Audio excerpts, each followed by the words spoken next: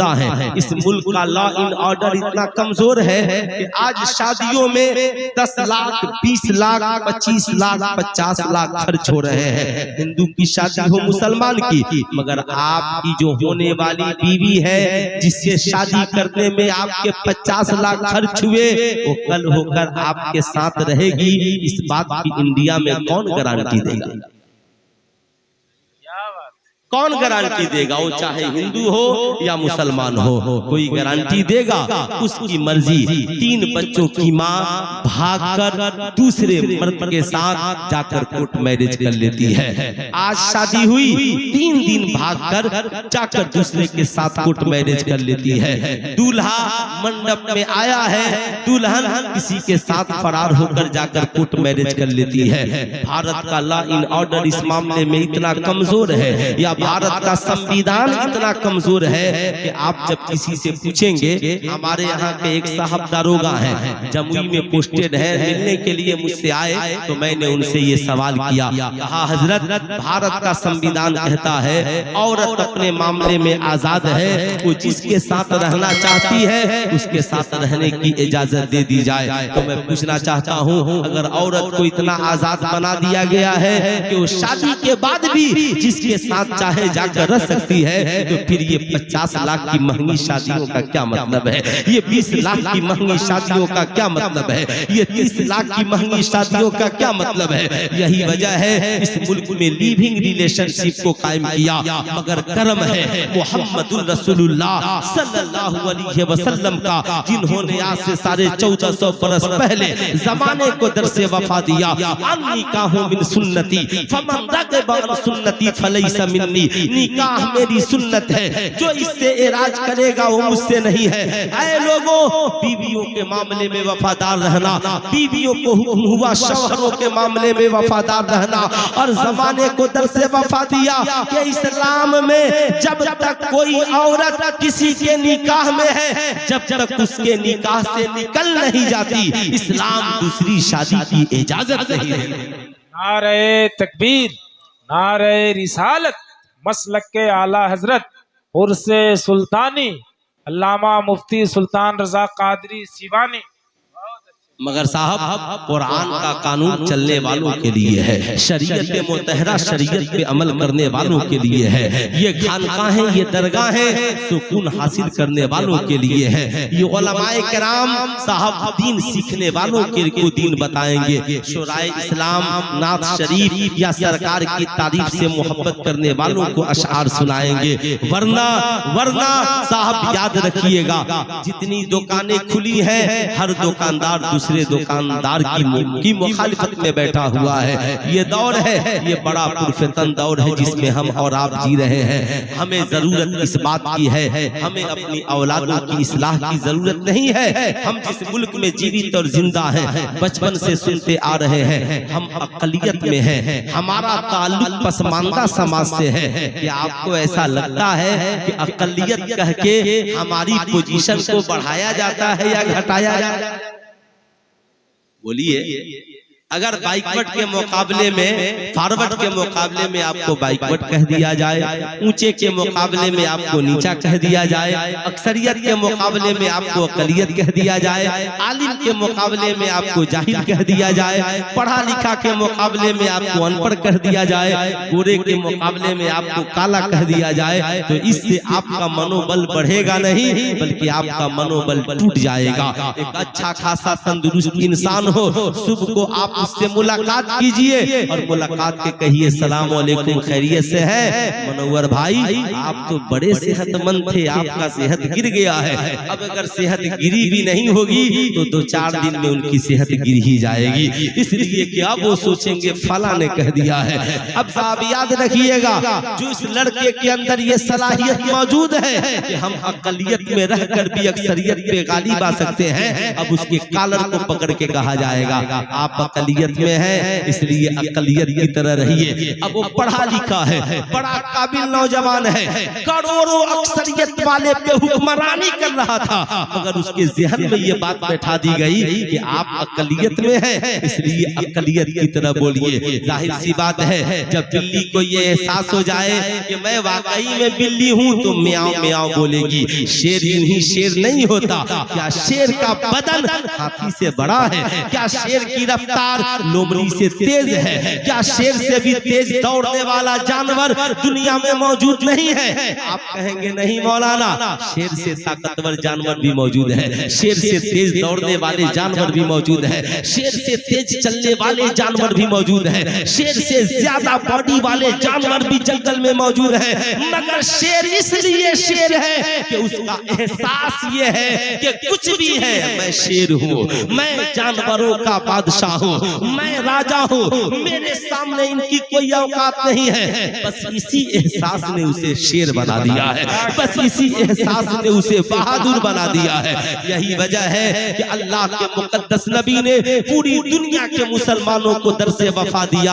हम गोरे काले की बात नहीं करते, हम बैकवर्ड फॉरवर्ड की बात नहीं करते, हम अक्सरियत अकलियत की बात नहीं करते, हम समाज में बढ़तरी और तरक्की के लिए इल्म और हुनर की बात करते हैं। आपको समाज में गालिबाना है तो आपको इल्म वाला बनना पड़ेगा, आपको हुनर वाला बनना पड़ेगा। अब आप जाहिर सी बात है, कामयाबी के लिए क्या चाहिए, कामरानी के लिए क्या चाहिए? ऐ कुरान तू बता।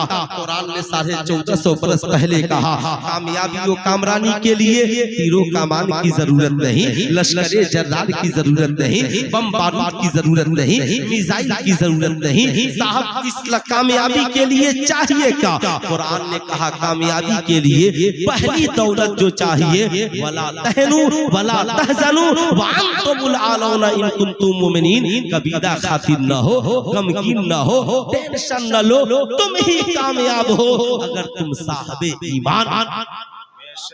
यानी कामयाबी के लिए पहली पूंजी ईमान चाहिए। क्या चाहिए? कुरान के लिए कामयाबी के लिए ईमान चाहिए। पूरा मजमा एक बार हाथ उठाकर बोल दे, कामयाबी के लिए क्या चाहिए? ईमान चाहिए। अब याद रखिएगा, अल्लाह ने कुरान में फरमाया, वल अस्र इन्नल इंसान लफी खुस्र, कसम है जमाने की कि इंसान घाटे में है। अगर कोई इंसान आज का हमारा कोई आलिम साइंटिस्टों के दरमियान खड़े होकर बोले इंसान घाटे में है, कहेंगे मौलाना जाइए और जाकर के फिर से दरसगाह में बैठ जाइए, जमाना बहुत तरक्की कर चुका है। क्या आपको लगता है जदीद टेक्नोलॉजी वालों के बीच में बैठकर आप ये बात कीजिए, कुरान कहता है वल अस्र इन्नल इंसान लफी खुस्र, कसम है जमाने की कि इंसान घाटे में है, वो कहेंगे ये 1450 बरस पुरानी बात हो सकती है, इस दौर में इंसान बहुत तरक्की कर चुका है। क्या आपको नहीं लग रहा है कि अब पढ़ाने के लिए इंसान की जरूरत नहीं, रिमोट के टीचर को स्कूलों में लाया जा रहा है। जाहिर सी बात है कि आपको लगता है अब शादियों के लिए औरतों की जरूरत नहीं, बल्कि रिमोट वाली बीवियों को लाया जा रहा है, उनकी फजीलतें बयान की जा रही है। मियां ये इस बीवी के नखरे बहुत हैं, मगर ये रिमोट वाली बीवी के नखरे कुछ नहीं है। जब चाहिए इसे मोड़िए, लपेटिए, बॉक्स में रखिए, लेकर चल दीजिए, जब चाहिए खोल करके तैयार कर लीजिए। क्या बईद है कल जलसों में रिमोट वाला शायर भी ला दिया जाए, कल जलसों में रिमोट वाला खतीब भी ला दिया जाए, कल खानकाहों में रिमोट वाला पीर भी ला दिया जाए, बजट बताया जाता है। क्या पता आप अखबार पढ़ते हैं कि नहीं पढ़ते हैं? अगर अखबार पढ़ते हैं तो आज के अखबार में निकला था कि साहब एक स्कूल ने रिमोट वाले टीचर को बनाने में 4 लाख खर्च किया। तो आप जरा इसका जायजा रखें ले कि 4 लाख में एक रिमोट वाला टीचर तैयार, अगर पूरे साल पढ़ाए 4 लाख में तो क्या दिक्कत है? यहाँ एक टीचर की 50,000 सैलरी है तो 12 महीने में 6 लाख रुपए देने पड़ रहे हैं, तो हर स्कूल वाले के 2 लाख रुपए बचते हुए नजर आएंगे। वो 4 लाख का रिमोट से बना टीचर न जाने कई साल तक बच्चों को पढ़ाता रहेगा, न उसे खाना देने की जरूरत है, न उसे पानी देने की जरूरत है, न उसे मकान देने की जरूरत है, न उसके लिए कोई टेंशन है। और ये जिस्म वाला टीचर, इसके नखरे तो बहुत है, टाइम से आता नहीं है, सेल्फी लगाता नहीं है, अच्छों तक बच्चों को अच्छे से पढ़ाता नहीं है। ये रिमोट वाला टीचर इतना अच्छा है, जो चाहे बच्चे सवाल करे जवाब भी देता है, कभी थकता हारता भी नहीं है। याद रखिए, ये सारी मशीनरी चीजें एक दिन इंसान को तबाही की दहलीज तक पहुंचाने के लिए काफी है, जैसे मोबाइल ने इस दौर के बच्चों को तबाही की दहलीज तक पहुंचा दिया है ना। मुझे आप हजरात की तवज्जो को देख करके अच्छा लगा कि जब मैं आया तो 8-10 लोग थे, मगर आहिस्ता आहिस्ता लोग बढ़ गए। अब मुझे समझ में आया कि मिसाल मुजफ्फरपुर में मेरी इतनी तकरीरें क्यों हो गई। जाहिर सी बात है, अगर आप लोगों की तवज्जो यूं ही बाकी रही, अब आप जरा सा सोचे, सीने पे हाथ रख करके कुरान ने कहा नहीं मियां वल अस्र इन्नल इंसान लफी खुस्र, कसम है जमाने की कि इंसान घाटे में है। इंसान उड़ रहा है फिर भी घाटे में है, इंसान दौलत पे बैठा है फिर भी घाटे में है, इंसान रिमोट वाले टीचर से पढ़ रहा है फिर भी घाटे में है, इंसान के पास सारी दुनिया की मुकनातीसियत है फिर भी घाटे में है, इंसान के पास चेहरे को चमकाने के लिए मुकम्मल फेस वॉश से लेकर सारे क्रीम तक मौजूद है फिर भी घाटे में है। ऐ कुरान बता तरक्की याफ्ता कौन है? कुरान कहता है इल्लल्लज़ीना आमनू व अमिलुस सालिहात, मगर वो लोग जिनके पास दो दौलतें हैं, एक ईमान और दूसरा अच्छा अमल, ये दो लोग कल भी कामयाब थे और आज भी कामयाब। नारे तकबीर, नारे रिसालत, फैजाने सरकारे सुरकाही, उर्से सुल्तानी, हजरत मुफ्ती सुल्तान रजा कादरी सिवानी। अब आपको ये मानना पड़ेगा साहब, आज हमें जमाना ये कहता है आप अकलियत में हैं। मैं कहता हूँ हम आज अकलियत में हैं या उस वक्त अकलियत में थे जब मुस्तफा जाने रहमत ने इस्लाम की तबलीग शुरू की थी। हम आज अकलियत में हैं या हम उस वक्त इस मुल्क में अकलियत में थे जब गरीब नवाज यहाँ इस्लाम की तबलीग के लिए अपने मुरीदों के साथ तशरीफ ले आए थे। हम आज अकलियत में हैं या हम उस वक्त अकलियत में थे जब उमर इब्न खत्ताब ने 40वें मुसलमान की शक्ल में इस्लाम के दामन को थामा था। हम आज अकलियत में हैं या उस वक्त अकलियत में थे जब 13,000 के मुकाबले में जंगे बदर में उतर गए थे। हम आज अकलियत में हैं या उस वक्त अकलियत में थे जब जंगे खैबर में मुट्ठी भर मुसलमान करोड़ों के मुकाबले में मुहासरा किए हुए खैबर के बाहर बैठे थे। हम आज अकलियत में हैं या उस वक्त अकलियत में थे जब हुनैन और सुलह हुदैबिया के मैदान में, खंदक के मैदान में मुसलमानों के पास खाना नहीं था, मगर ईमान की ताकत की वजह से पेट पे पत्थर बांधकर मैदान जंग में खड़े थे। बताइए हम अकलियत में आज हैं या उस वक्त थे जब 72 जाने सारों को लेकर मैदान करबला में इमाम हुसैन 22,000 लश्कर जर्रार के मुकाबले में खड़े हो गए। बताइए ईमानदारी से अकलियत में हम कब थे? वो आपको कहना पड़ेगा मौलाना वो अकलियत में थे मगर उनका ईमान मजबूत था। ईमान तो इतना मजबूत था मुस्तफा लकड़ी दे दे सहाबा तलवार समझ के लेकर उतर जाए। ईमान इतना मजबूत था नबी हुक्म दे दे तो गुठलियां चूस कर मैदान जंग में उतर जाए। ईमान तो इतना मजबूत था नबी ऐलान कर दे तो पूरा खानदान मैदान कारेजार में आ जाए। ईमान तो इतना मजबूत था कि जब बात दरियाए नील की रवानी की आ जाए तो इस्लाम का हुक्मरां हजरत उमर इब्न खत्ताब की शक्ल में कलम उठाता है और दरिया को खत लिख करके रवानगी का हुक्म देता हुआ नजर आता है। साहब उनका ईमान तो इतना मजबूत था कि जमाने की निगाहों ने देखा। साहब याद रखिएगा आज भी कामयाबी के लिए आपके पास तलवारें हो न हो, आपके पास असलहे हो न हो, आपके पास लश्करे जर्रार हो न हो, मगर आपके पास अगर ईमान की मजबूत दौलत मौजूद है तो अकेले रहकर भी करोड़ों में कामयाबी का परचम लहरा सकते हैं। बेशक सुभान अल्लाह, सुभान अल्लाह, लहरा सकते हैं। उसके लिए ईमान का मजबूत होना जरूरी है। अगर आपका ईमान मजबूत नहीं है तो आपका वजीर कहेगा आपकी तादाद बड़ी कम है, इसलिए जरा सा आवाज को दबा करके रखिए। आपका साहब कोई इस वक्त का दुनियावी रहबर और रहनुमा कहेगा आपकी आवाज, आपकी तादाद बड़ी कम है, इसलिए तादाद के हिसाब से बोला कीजिए। आप मौलवी मौलाना का क्या है मैं कहना चाहूंगा नहीं। याद रखिएगा दुनिया में वही कौम तरक्की की है जिसका ईमान मजबूत हुआ है। यहूदो नसारा से लेकर सारी दुनिया पर उमर इब्ने खत्ताब के नाम की हैबत क्यों छा गई थी? इसलिए कि हजरत उमर इब्ने खत्ताब का ईमान इतना मजबूत था कि शैतान उनको देखकर रास्ता बदल देता था। अल्लाह के मुकद्दस नबी ने उमर इब्ने खत्ताब को 3 दौलतों से नवाजा था, एक ईमान, दूसरा अमले सालेह। और इन दोनों के लिए किस चीज की जरूरत है? ईमान के लिए भी किसी शय की जरूरत है, अमले सालेह के लिए भी किसी शय की जरूरत है। साहब ईमान और अमले सालेह के लिए जिस शय की जरूरत है, जिस चीज की जरूरत है, उसे इल्म कहा जाता है। क्या कहा जाता है? इल्म। इस्लाम ने कहा अब यही वजह है इस्लाम में नमाज, रोजा, हज और ज़कात बालिग होने के बाद फर्ज है, मगर तालीम पैदा होते ही फर्ज है।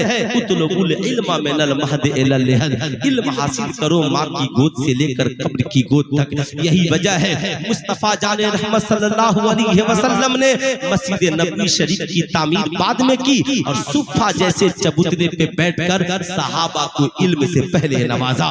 यही वजह है पूरी दुनिया में जहाँ जहाँ खानकाहें हैं, खानकाह का हर पीर खानकाह में सिर्फ अल्लाह अल्लाह की सदाएं ही नहीं लगवाता, बल्कि अपने मुरीदों को दीनदार बनाता है, अपने मुरीदों को पढ़ा लिखा बनाता है। याद रखिएगा इस दौर के मुसलमानों को कामयाबी के लिए 3 चीजों की जरूरत है। कब तक रोइएगा हम अकलियत में हैं, हमारे पास वसाइल नहीं है, हमारे पास जराए नहीं है। अगर आप सिर्फ रोइएगा तो ज़हनी एतबार से कमजोर हो जाइएगा। आप पूरी दुनिया के मसाइल को हल नहीं कर सकते। आप तो मुल्क के मसाइल को हल कीजिए, मुल्क के मसाइल को हल नहीं कर सकते तो सूबाई मसाइल को हल कीजिए, सूबाई मसाइल को हल नहीं कर सकते जिलाई मसाइल को हल कीजिए, जिलाई मसाइल को हल नहीं कर सकते ब्लॉक लेवल पे मसाइल को हल कीजिए, ब्लॉक लेवल पे भी अहलियत नहीं रखते हैं, पंचायत लेवल पे काम कीजिए, पंचायत लेवल पे भी आप हल नहीं कर सकते हैं तो कम से कम वार्ड लेवल पे काम कीजिए। अगर वार्ड लेवल पे भी आप काम नहीं कर सकते हैं तो अपने खानदान के सुधार के लिए काम कीजिए। अगर खानदान के भी सुधारने के लायक सलाहियत नहीं है तो अपने घर वालों पे काम कीजिए। अगर घर वालों को भी समझाने की सलाहियत नहीं है तो कम से कम हर इंसान अपने आप को सुधार ले तो भी मैं समझता हूं कि समाज में सुधार पैदा हो ही जाए। ये गलत बोल रहा हूं, आप जरा सा सोचें, आप इसे समझें। हम कब तक बैठकर कहते हैं अकमल वैशाली साहब ये हैं, फला साहब ये हैं, फला मौलाना साहब ये हैं, फला पीर साहब ये हैं। मसाइल पैदा मत कीजिए, मसाइल को खत्म कीजिए, मिल बैठकर खत्म कीजिए, बैठकर खत्म कीजिए। मसाइल पैदा करने से बेहतर है मसाइल को खत्म कीजिए। अपनी कौम को जहालत से निकालिए, पूरी कौम को नहीं निकाल सकते तो अपनी औलादों को निकालिए, अपनी औलादों घर वालों को नहीं निकाल सकते तो कम से कम अपने आप को निकालिए। आजकल तो मुझे लगता है कि सबसे ज्यादा पढ़ी लिखी बीवियां हो गई हैं। साहब क्या आपने नहीं सुना कि उत्तर प्रदेश की एक बीवी को दाढ़ी वाला दूल्हा पसंद नहीं आया तो देवर के साथ भाग करके शादी कर ली। साहब यहाँ के कोर्ट का अलमिया भी यही है कि कोर्ट ने शादी करा भी दी। ताज्जुब की बात है कोर्ट ने एक बार भी पूछने की जहमत गवारा नहीं किया कि तुम्हारे माँ बाप या समाज ने जिस रिश्ते को तेरे लिए किया था फिर उस शौहर का क्या होगा, उतने पैसे जो खर्च किए उसका क्या होगा, ये जो पाकीज़ा रिश्ता था इसका क्या होगा। क्या आपको लगता है कि वो लड़की मुसलमान नहीं थी, उसके पास ईमान की दौलत नहीं थी? क्या उसके घर के लोग नहीं, उसके गांव में कभी तकरीर नहीं हुई होगी कि दाढ़ी रखना हुजूर सल्लल्लाहु अलैहि वसल्लम की सुन्नत है? आपसे मैं पूछना चाहता हूँ दुनिया के सबसे खूबसूरत इंसान का नाम क्या है? दुनिया के सबसे खूबसूरत इंसान का नाम क्या है? तो आप तो हमेशा शायरों से सुनते हैं और आला हजरत अजीमुल बरकत ने क्या कहा, वो कमाल हुस्ने हुजूर है कि गुमाने नक्शे जहां नहीं, वही फूल खार से दूर है, वही शम्मा है कि धुआं नहीं। यानी कायनात में सबसे ज्यादा खूबसूरत अगर कोई इंसान है तो मुहम्मदुर रसूलुल्लाह सल्लल्लाहु अलैहि वसल्लम है। सरकार से ज्यादा दुनिया में कोई खूबसूरत न उनसे पहले आया न उनके बाद कोई, बोलिए आएगा नहीं आएगा। मगर सबसे कायनात में अल्लाह ने सबसे ज्यादा जिसे खूबसूरत बनाया, जिसे अपना महबूब बनाया, तो क्या उस हसीन जात के चेहरे पे दाढ़ी है कि नहीं है? अरे बोलिए, दाढ़ी है कि नहीं है? है ना? जब अगर कोई ये कहे आज का मुसलमान कि माज़ल्लाह आपके चेहरे पे दाढ़ी अच्छी नहीं लग रही है, तो फिर उसे अपने ईमान पे गौर करना होगा। जब नबी के चेहरे पे दाढ़ी अच्छी लग रही है तो दुनिया के हर मुसलमान के चेहरे पे दाढ़ी अच्छी लगेगी। अब जब नबी की सुन्नत है दाढ़ी रखना, तो इसमें अच्छे बुरे की कोई बात नहीं है। नबी ने जो कह दिया वही हमारी जिंदगी के लिए बेहतर है, नबी ने जो अमल किया वही हमारी जिंदगी के लिए बेहतर है। अब आप जरा सा सोचिए, हमारी बेटियों का मिजाज कितना बिगड़ चुका है, हमारे समाज का मिजाज कितना बिगड़ चुका है, हमारे समाज का माहौल कितना बिगड़ चुका है। इसलिए याद रखिए कि आपको लगता है कि सुकून के लिए बहुत बड़ी दौलत चाहिए, सुकून के लिए बहुत ज्यादा एयर कंडीशन कमरे और हवेलियां चाहिए, फिर आपको सुकून के लिए क्या चाहिए? सुकून के लिए क्या चाहिए? आप लोग कहते हैं ना साहब बहुत अच्छी हवेली है, बहुत अच्छी बिल्डिंग है। इंसान की जिंदगी की सबसे अच्छी पूंजी क्या है?